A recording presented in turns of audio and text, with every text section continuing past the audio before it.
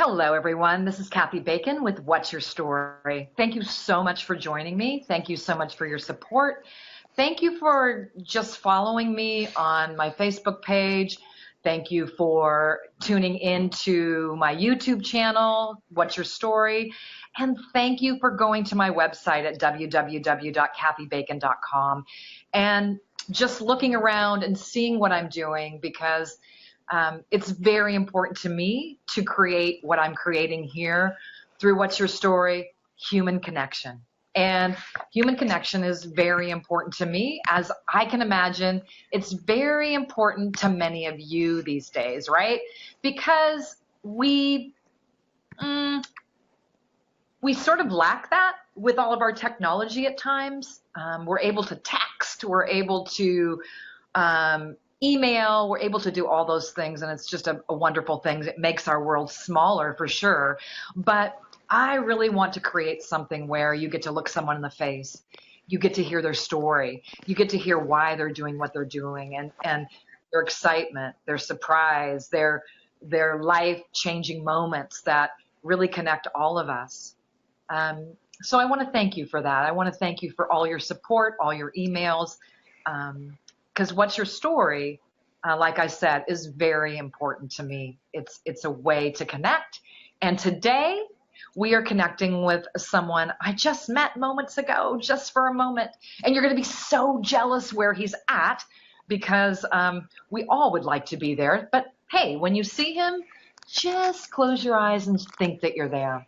His name is Alexander Demetrius, and he has the literary experience is primarily influenced by Joseph Campbell, who during his lifetime was one of the most famous world's foremost authorities on global mythology. Using Campbell's monomyth, A Hero's Journey, Demetrius discovered that critical events from his past paralleled the typical sequence of events found in practically every narrative throughout the world. And as you know, I had to look that up. And Joseph Campbell, this way of writing is like a 12-step hero's journey. So I encourage you to look it up online. It kind of inspired me to look at what I'm writing and try to go by that journey. So it's a very interesting way to write and to look at your story. The Reward, this is the book that Alexander wrote. The Reward of Not Knowing is an account of Demetrius's memoirs transformed into an epic journey that began in San Antonio, Texas, and spans across the Pacific Ocean to Honolulu, Hawaii, where he currently resides. What makes his journey unique is that much of it took place within where so few ever voyage.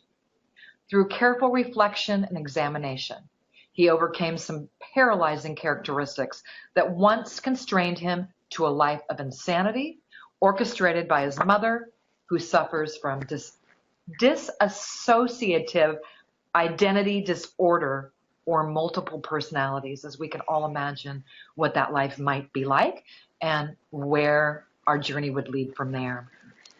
He has a Facebook fan page that we'll talk about, and we'll give you that information. And he also has an email address that you will be able to find on www.kathybacon.com. I have all of his information there as well.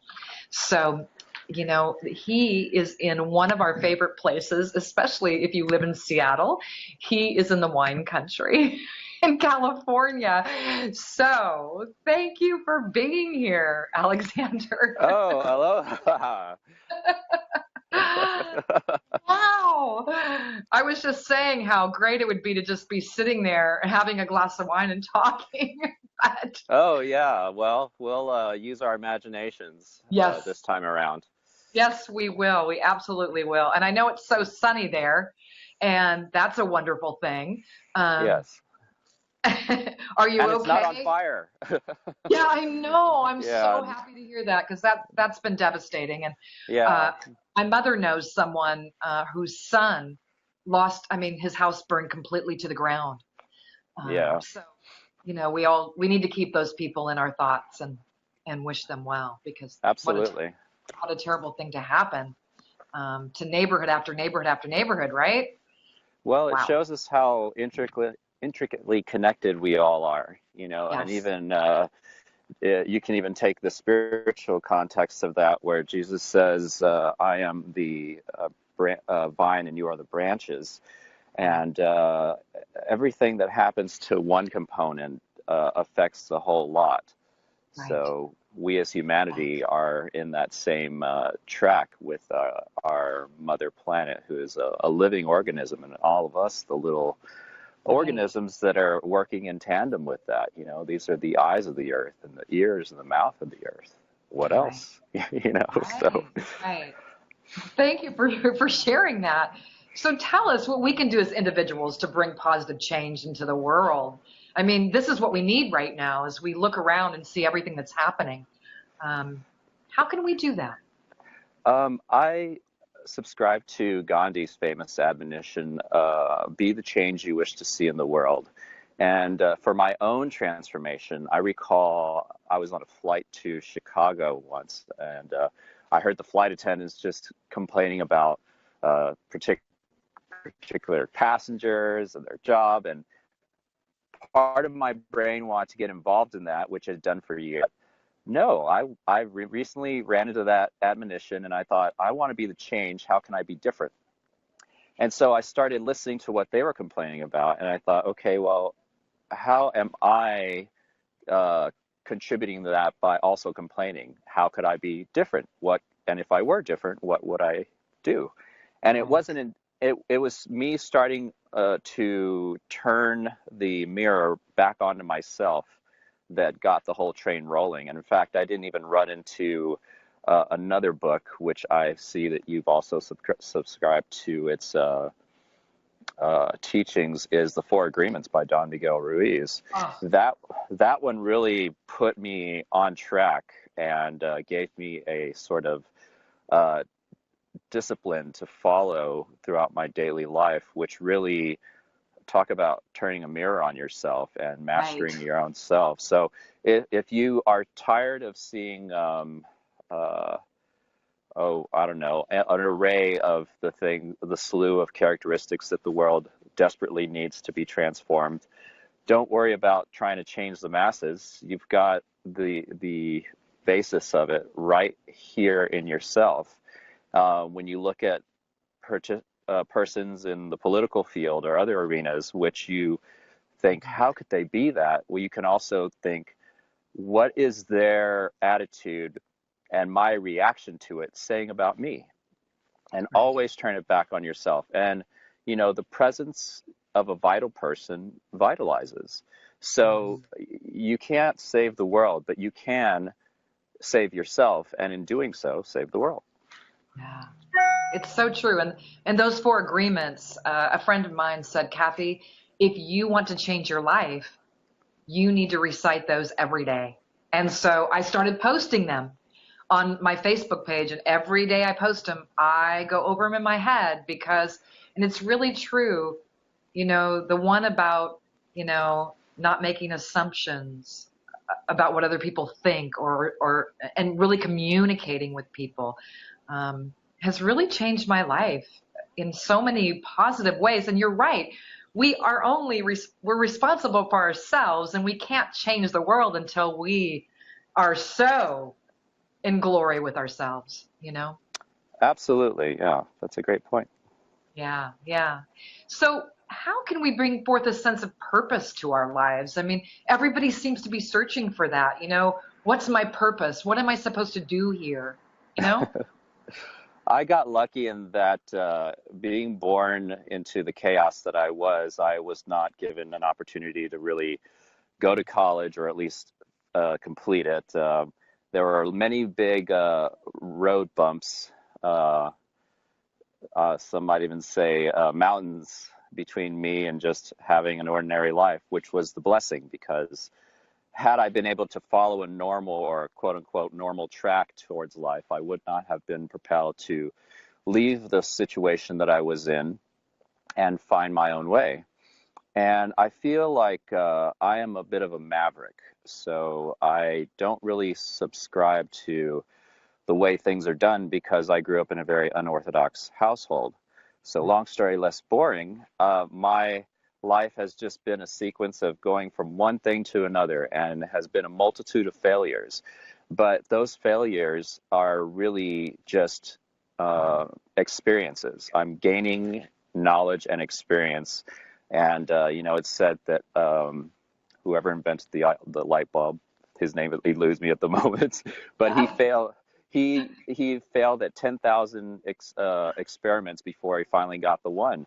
But he never failed. He was just finding out ways it couldn't be done. And so for me, I'm always following, well, Joseph Campbell's famous admonition, follow your bliss. There's something that tells you you're on the beam, and there's something that tells you you're off the beam. And if you go off of your bliss to follow money, then you may lose the money, and then you won't have your money or your bliss. But if you follow your bliss, you always have a sense of where the waters are that make things green and that are always vitalizing you.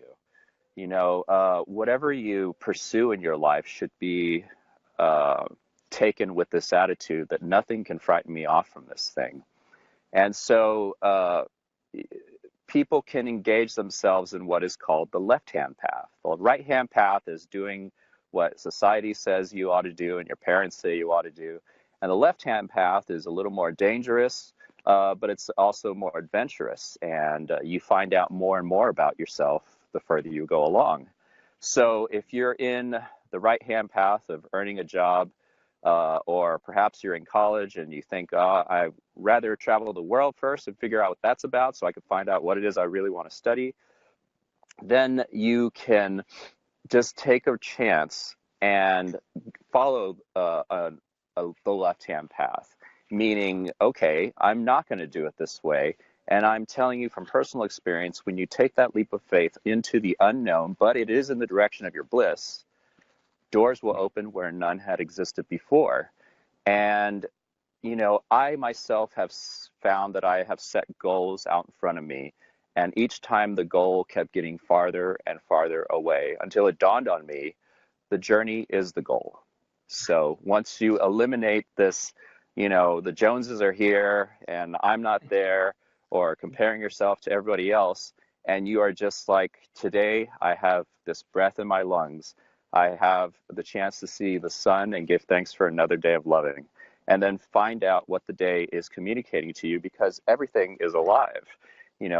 These plants are communicating to their environment, of which we are an integral part.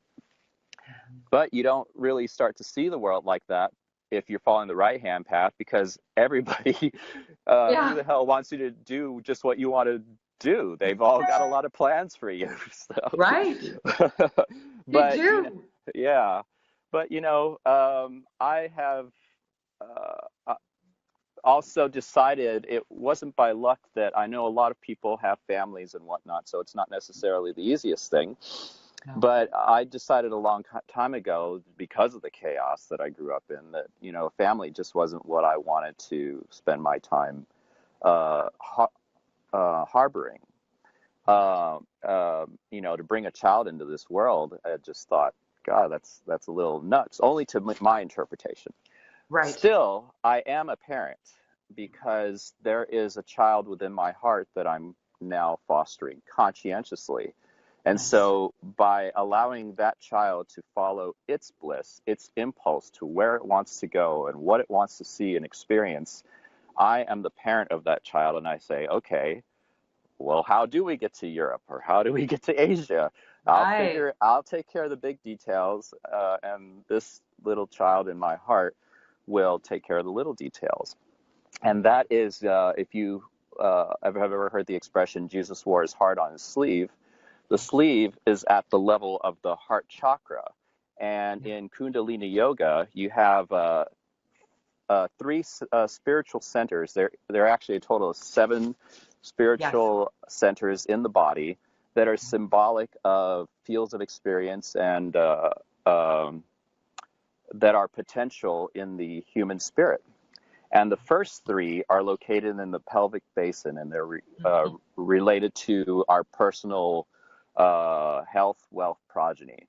But when you get to the level of the fourth chakra, that is at the level of heart, and that is where we are open to compassion, where that child also that comes into the world, you see them with their eyes so wide open, and they don't want anything. They're just experiencing life as it is.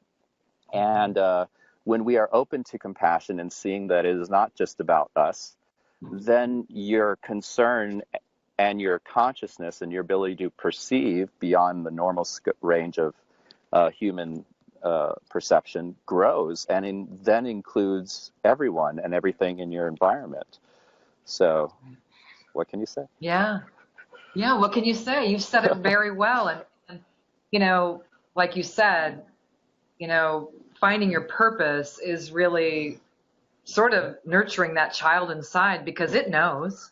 If we Yes, listen, it knows, right? absolutely. And It's just, like, oh, mhm. no, go ahead. I was going to use this analogy. It's like if I lived in Hawaii. I'm not there at the moment, but while I was Yeah. there, you can see sea turtles, and they're such magnificent creatures because they have their little eggs, and they bury them in the sand, and then these eggs hatch, and out of them comes these little green nickels that go Yeah. racing towards the ocean. They don't go towards the land and say, well, is this where I belong? There's Right. something in them that knows where Right. they are or need to be, because they don't have any of the other ideas that are imprinted on us as we gestate through our childhood with a parental figure. It's nature acting itself out through an extension of itself. But, they also face the danger of the birds, the dive bombers up ahead. And then once Right. they get to the ocean, there's also fish that are after them. Yes. Life's tough. But Yes. yeah, but it's not, your purpose is not to say no to it because of all of its suffering, but to say yes, and I will embrace it. Just like the Native Americans, their life was tough, but they loved it, because there was a reverence for everything around them, and they saw the animals whose lives they took as having more power than they, because if it were not for the meat that they were sharing, the tribe would starve. And so they paid homage to these animals by doing ritualistic dances and saying, if you honor us with another buffalo sacrifice, we'll honor you with another ritual to praise your reverence to us. And so there's this terrific I-thou relationship between them and their environment. And you can see your psychology change when you address anyone else as a thou. When you go to war with a people, the job of the media is to turn them into its, like they're just objects. But when you address them as individuals, then or as a brother and sister, then your Right. whole psychology changes, and the whole world changes along with it. So, Yeah. Yeah. No, it's very true. Our right hand voice tells us that we must listen to what's happening, and our left hand voice says, go for it. And we're so afraid to do that so many times because we haven't been hearing that sort of voice that seems right. And so what you're brought up with and what you end up with can be two different things in a really, really great way. I mean, you know, I don't know. I've just never had the right hand voice too much in my life. So, but I know many people that have and struggle with that. Being able to find their purpose because they think, oh, well, I'm supposed to go here. I'm supposed to go to this college. I'm supposed to drive this car and I'm supposed to have this house. And you're like, oh my gosh, stop already. No, you know, so crazy. It's crazy what we think is right, but instinctively in here we actually know it's right. right.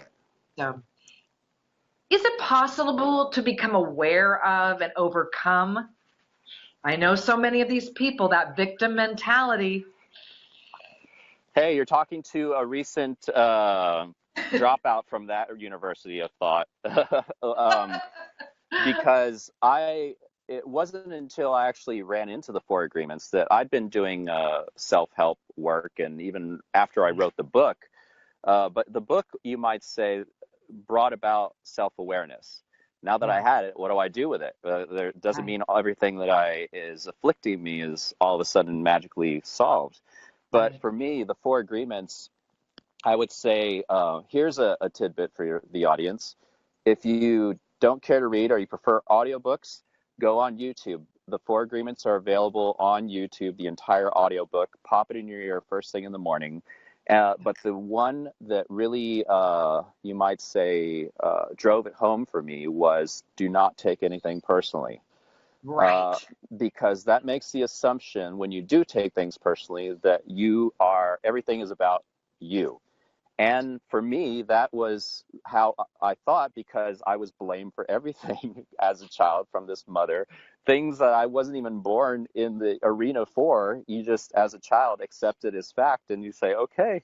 And when you are blamed for everything, then you go out there and you start blaming yourself for everything, which means you have to be poor me, victim.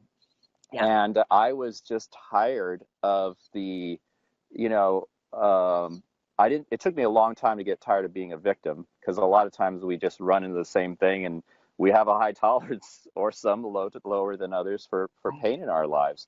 But I just reached that situation in life where everything about being a victim was not serving me. And, also making assumptions and not being impeccable with my word. And although I always did try my best. So before I could assimilate the other three, I was definitely doing Yeah. that one instinctively, because that's that driving force in us. So yes, uh, meditate, read, listen to the four agreements. They will rock your world, Yeah. and they will shake you up. And one of the things you might experience is, God, this guy has, I don't know. If you're tired of it, I think for me, you'll just like, okay, I'll give it a shot. And your life Yes. will start changing in miraculous ways. I'm not saying that money's going to fall out of the sky, but that is not necessarily the miracle you may need. A Yeah. miracle is waking up and saying, I accept all of responsibility for all the choices I make today. And Right. there will never be another day like today. So I'm going to go out there and do this thing. So yeah, that's my recommendation. And the beautiful thing is that we get to start over every single day. Yes. And we forget that. We sort of carry things along with us every day, which we don't have to do. We wake up and whatever we want to create that day, we have the opportunity. And it's such a freeing thing to think about for me anyway. You know, I mean, being able to create my day every day is Yep. joyous and creates so much happiness. You know, doesn't have to be like yesterday. And That's we don't right. have to be a victim. And like you said, I've been a victim myself. We're all victims until we go, wait a second, this isn't working for me. Wait, time out. I can't do this anymore because we're the only ones hurting from it. No one else does. That's You right. know? Jeez. Ah. So how can we maintain a sense of adventure in our lives? Like you've traveled all over, it sounds like, and how do you maintain that? What keeps you going? Uh, I am not afraid to fall on my face. Yeah. It's like watching a baby learn to walk. They're just fearless in getting up, and their awkward little bodies are shaking and stammering, but they eventually, with practice, get it. And because I grew up with so little, you might say, in life, I had to learn how to work with my hands and create opportunities out of seemingly nothing. So for me, I'm not afraid to go hungry or be without a home, which I have been even as far as recently. But it's my attitude about how I am experiencing my day under those circumstances that matters. One of the brilliant books I've recently completed is Meditations by Marcus Aurelius, who was one of the Roman Caesars. He was the philosopher of the whole lot. This is a man who could have had anything in opulence or of possession he wanted from anybody, and yet he wanted for nothing because his concern was taking care of his people and having it's the basis of where Stoicism came out, which is being self-autonomous. You are someone who is your own center of happiness, fulfillment. And one of the things, his quotes that I absolutely love is, everything you hear is an opinion, and everything Yes. you not a everything you hear is an opinion, not a fact, and everything you see is a perspective, not the truth. Right. So with that in mind, you can look at, oh my gosh, I want to go to Europe, but how would I ever do it? Well, I'll give you an example of one of the adventures in my life. So I'm Yes, working this please. harvest job, and it's going to be over maybe like beginning mid-November. I'm already Okay. expecting this, but I'm saving up enough money, and I researched online, how can I be somewhere else and get paid for it? Well, Right. turns out China Yes, desperately needs English teachers. No, I I'm do not that. talking. Yeah. So I found a program, and I'm saving up my nickels and dimes. And once harvest is over, I'm wheels up and on my way to China to teach English, because it puts me in a new environment, especially one that I'm not familiar with, which is great, because when you're not familiar with something, you're like a cup waiting to be filled. Right. And that, you might say, is the real interpretation of the Holy Grail. And when you fill your cup up with all this richness, then everybody can drink from that cup and experience a radiance. So that's something Yeah. Joseph Campbell was very big on, is that you can take the symbols of religion and mythology concretely, which closes you off from the transcendent message that it's trying to communicate to you, or you can take it in a symbolic way, and then the world starts to communicate to you again. When science shows that there was no one flood, but yet there were different floods for different time periods, and you see that the flood myth occurs in cultures from all over the world, then you can see water as the unconscious, and the flood as the coming of chaos, the loss of balance, the end of a certain psychological posture, and so forth. And then everything comes from water and goes back to water. So when you're looking at not only mythology and religion that way, but life that way, everything is communicating to you in a much bigger way. And you may hear a song that says something that triggers something in your mind that says, oh, well, that's related to travel. I'm going to follow that. Life is not about doing what you have to do. You don't have to do anything. It's doing whatever brings you joy. And I think we have been programmed so much to say, if we don't have this particular car, live in this particular zip code, or make this amount of money, we don't have access to happiness. But happiness is right here, and everything you need is right here, right now, and nowhere So else, or it's everywhere else. so, yeah, so very true. It's so very true. I mean, I lived in a nice house in Denver. I had a car and I had beautiful things, and we sold everything except for two suitcases and went to Thailand and just, okay, let's just go there. And from that people, you're going to love Asia, I have to say, because Thai people believe that you are right here, right now, and things that are important to have are really just food and a place to live. It doesn't matter what it's like, Yeah. and love of your family and love of people around you, and you know it's so true that we we listen and we hear those things here, and this has been very difficult for me coming back to this society, hearing that, because I've lived in serenity for a year and a half, and it's like, oh my gosh, you got it wrong. I'm sorry, you've got it wrong here. You know, I shouldn't say it too loud, but it's true. Well, everybody reaches their own enlightenment in their own time. And one of the things, you might say, byproducts of enlightenment is, once you reach it, you no longer judge others who still sleep.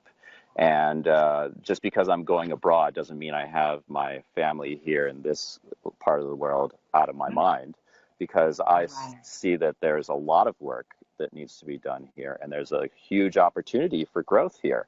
So I can Right. either just say, oh, I'm out of here, or I can say, wow, this is perfect. All the things that I've been honed for, this is the environment that needs to be experienced in. And I can hear somebody out there saying, yeah, but if I take that chance, or if I leave my job, I'll die, or their brain will say something to the effect that will Right. bring about their demise.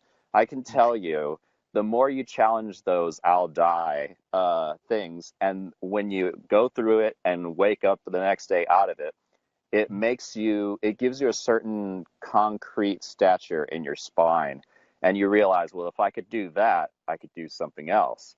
And I'm not saying it's always easy, but it really does toughen you up. Yeah. And we have it so soft here. I mean, life really happens to people in other parts of the world, but here we have car insurance. We even have life insurance. There's no risk. And so people have learned to live in that safety bubble, and that there's no such thing. There's a larger bubble that you can be a part of, and uh, leave this world as a candle that has been completely used up from both ends, and but shining its light the whole time. Yeah, it's very true. And kudos to you for going to China. I teach English online for a company in Beijing and have had the opportunity to go there. But right now I teach online because I can travel and take my computer and I can go anywhere and do it. So you're going to love it. You're going to absolutely love it. I am really happy that you're going to try something new, right? Try something Yeah, new. It's an adventure, right? yeah. So if you could do it all over again, would you do anything different, or For is it me, the all answer is no. No, moment? absolutely not. Even what I'm doing right now, which may seem like it's not the most, I don't know, fiscally sound thing, just working from temporary job to temporary job, I could tell you that just my influence here at the winery, and them giving me time off to do this interview in the middle of one of Oh, their busiest days, it really yeah. speaks to how they feel about my own journey and my own passion. And you know, people feel and sense what the world means to you. Right. And if I were to go in there saying, well, I have this thing, but I know I'm, just whatever, I just said, hey, I got this thing. Let's work this out. And Yeah. so the universe is conspiring on our side. All we are is energy. We're made up of the same five building blocks as the five basic building blocks of the universe, which is hydrogen, nitrogen, oxygen, helium, and carbon. So there is that link between you and the universe. We're made of the same stuff. Conceived from stars. And so that is what the word religion means. It's the root religio, means linking back this phenomenal person to a transcendent source of which we can't experience with these five senses, but from which we were all born from. And so once you see yourself as, oh, I am the universe, maybe this is the first time people are hearing the concept, oh, I hear the universe this, the universe that. You are literally the universe, another aspect of the universe. And the person sitting across from you is another aspect of yourself. And each individual that comes in your life is not by accident. You're attracting all of them, and they're all there to challenge and teach you more about you by learning about them and how you interpret them. Right. So, And keeping your eyes wide open. My son and I had this discussion the other day, and it's like if you keep your eyes open, wide open, you'll see how the universe conspires to work with you. And he's surprised all of a sudden because his eyes are open and he's seeing this and he's like, wow, mom, I can't believe that this happened. And I said, but I can. It was supposed to happen. There's no accidents. So it's just a really lovely thing when we keep our eyes open and see how the universe uh, how's has your love back? for us, the ability to work with us, Yeah. in a really positive way. It's fantastic. So, what type of society could humanity aspire to become that would bring about more compassion and a peaceful world?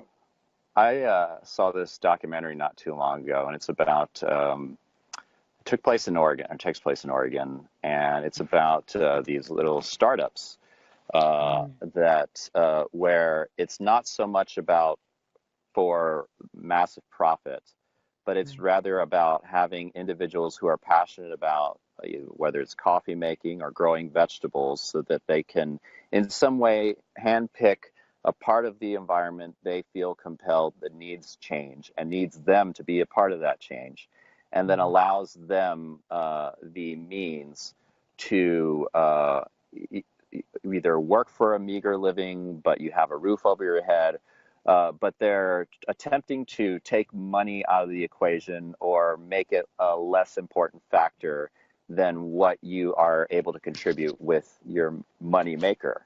Right. So where you are at is not who you are.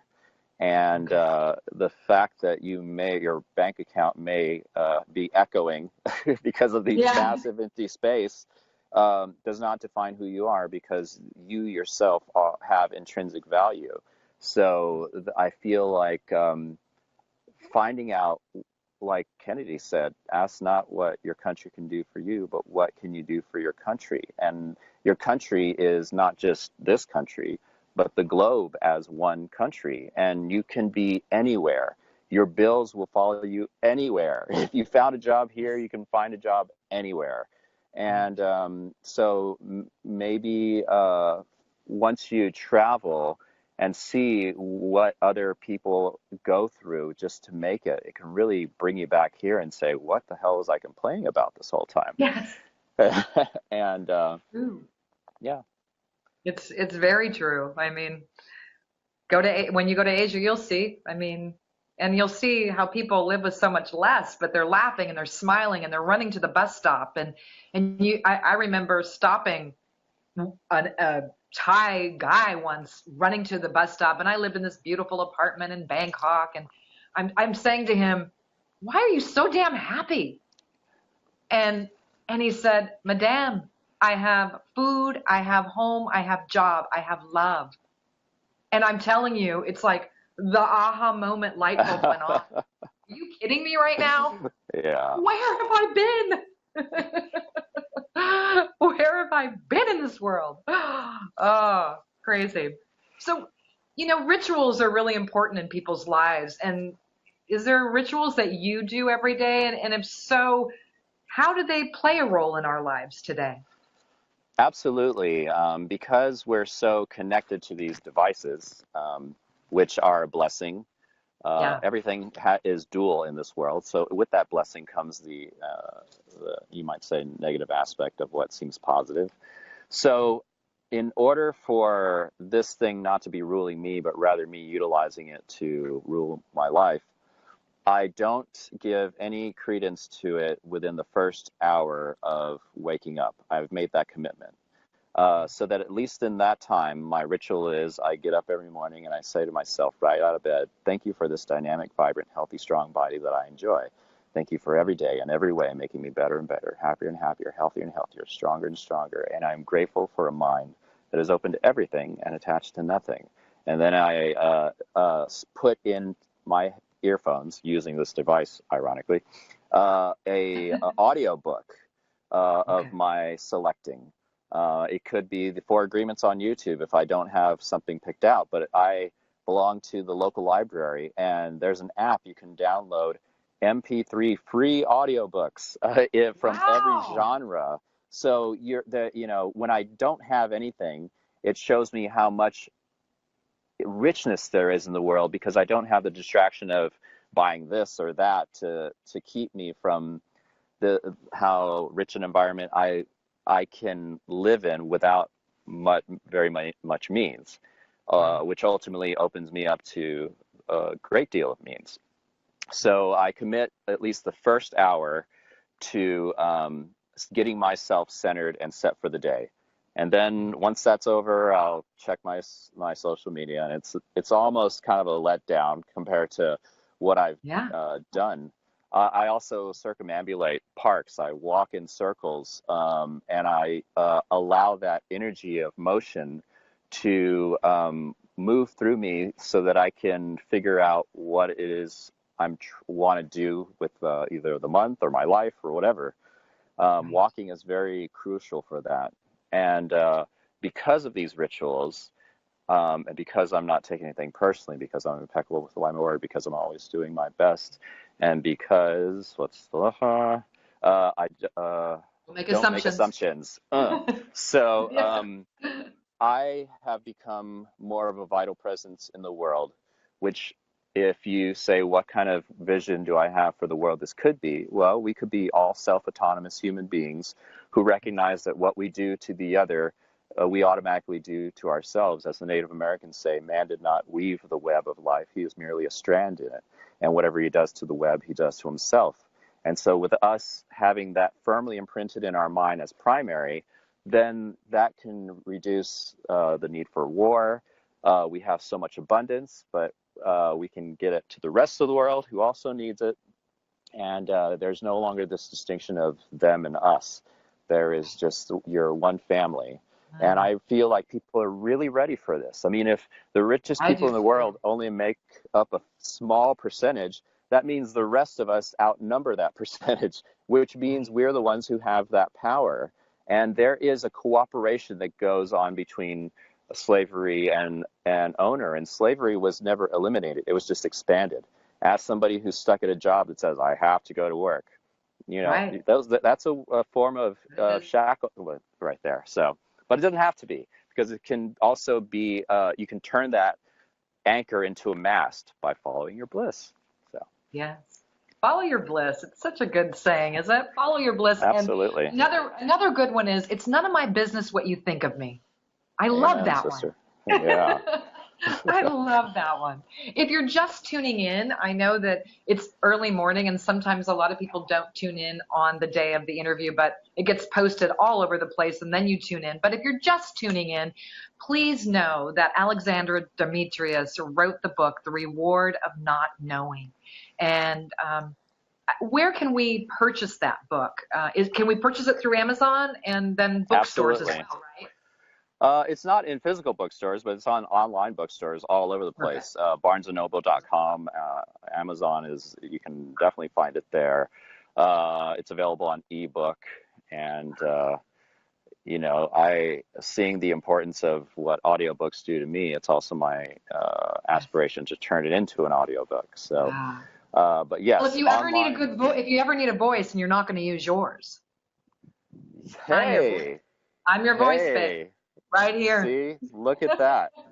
The universe is conspiring on our It is sides always. conspiring all the way, always. I'm so grateful for that. So, what can our personal circumstances tell us about ourselves? In my experience, you cannot control outside circumstances, but you can control your thoughts and your mind. And with that control, you can thus interpret what those circumstances are revealing about you. Some people think, well, my circumstances make up who I am. I'm stuck here because of my circumstances. Well, that's somebody who's not mastered their thinking. And I can tell you, I've been one of those people, and I'm still experiencing on how to hone that. Um, but for the person who has mastery over themselves, they look at their circumstances, and they're the type of people who make the circumstances serve them. So your circumstances don't tell you who you are. They reveal more of yourself to yourself. Right, right. It's true. It really is. And you really, I'm really happy to meet you. You really are a very thought-provoking person in the way you speak and the way you talk, and it's very refreshing for me this morning, I have to say. Oh, thank you. Thank you. That's the influence of Joseph Campbell, no doubt. Wow, it's just, well, you got to take a little credit here. Remember Well, that. okay. Thank you. And so, how can interpersonal relationships enhance our perception of reality in this digital age? And boy, is it a digital age. That's funny, the interpersonal and relationships, because everything seems so lacking of the personal aspect of it.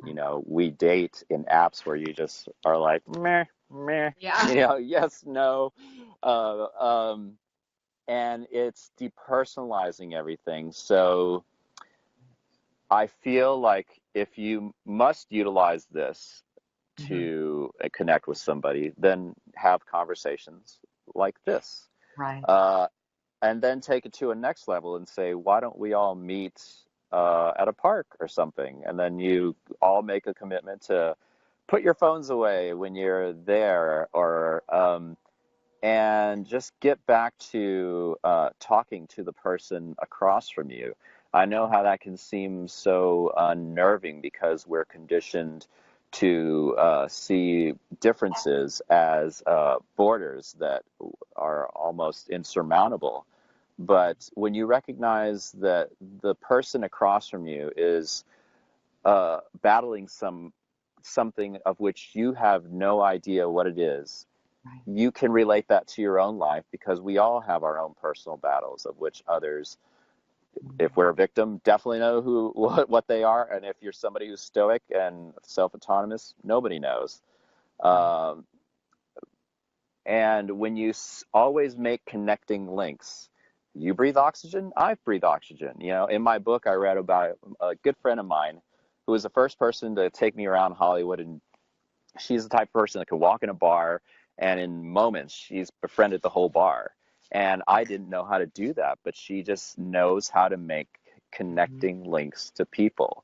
So if it's something as simple as knowing that you're both aspects of the same universe, made out of the same five basic building blocks, that may not go over big on a bus or at a party, but there's always something you can connect to, and you'll find that it's so much more intoxicating than this. They can make these phones smaller, bigger, brighter, give us more emojis, but that's only activating a small part of our brain. That's like the reward of ding, ding, ding, ding, there goes the bell. I get some endorphins, but connecting with somebody, being nervous, being like when I was in the dating scene, I've kind of removed myself from it to get to know myself. But during that time, I had to make an ass out of myself by actually approaching girls, and it wasn't always pretty. But you learn about yourself and how to become more whatever you need to be to get where you want to be and who you want to become. So that would be my initial recommendation. But who knows? It's true. I mean, I've gone to a few coffee shops here in Seattle, and there's been signs in the window, which I think is so funny because it's a digital city because of Microsoft, everything here. But it says, we don't have Wi-Fi. You have to talk to each other. It's so funny because the people that I'm meeting, they suggest that place. And it's so great because we don't even, there's no reason to take out the phone. There's no reason. I use my phone. Yes, I'm just as bad as the next person, but that's why I do this radio show. I call it a radio show, but really it should be called TV because we get to talk and we get to share and we get to look at each other in the eye, and I get to see that you're at this beautiful winery and, I'm sitting in a living room in Seattle, and there's just so much good about that type of sharing to me because we all have a story, and I have parts of your story just as well as you have parts of mine. It's that one thing that we all have that's together. So the digital world works out in so many great ways, but in other ways, like I love to hug people. Like I'd love to hug you right now and say thank you for being here.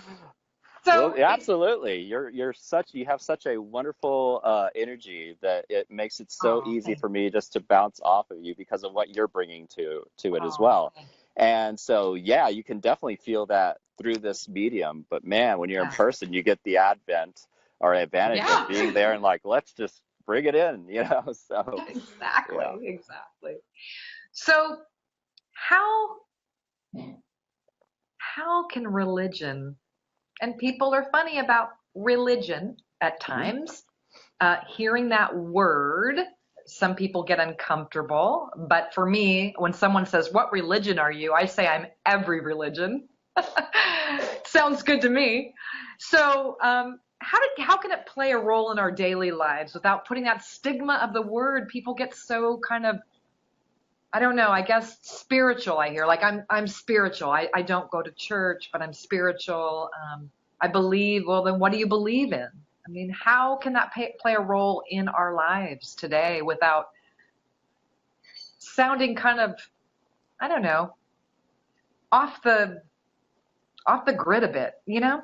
Well, it's important to recognize that this bad taste in our mouth that the word religion has been made to give off is not, again, the basis of religion. As I mentioned, religio, linking back, that is the original intent of all the religious services. You know, even the Dalai Lama will recognize this. He always says, keep up your practice, because all of these are leading us to the same, the streams that are leading us all to the same ocean. And if you interpret religions concretely and say that you have the truth exclusively and nobody else does, then you've closed the gate and you've locked everybody else out. And then, of course, the only way to get into your club is to follow a certain rule or wear a certain form of dress. And it's said that when you see the Buddha, run away, because if you concretize or get stuck that there it is, then you too are no longer seeing everything else that is out there too. If I were to say, look for all of the pink, or sorry, the green that is behind me, and if you look around, you could see a lot of green.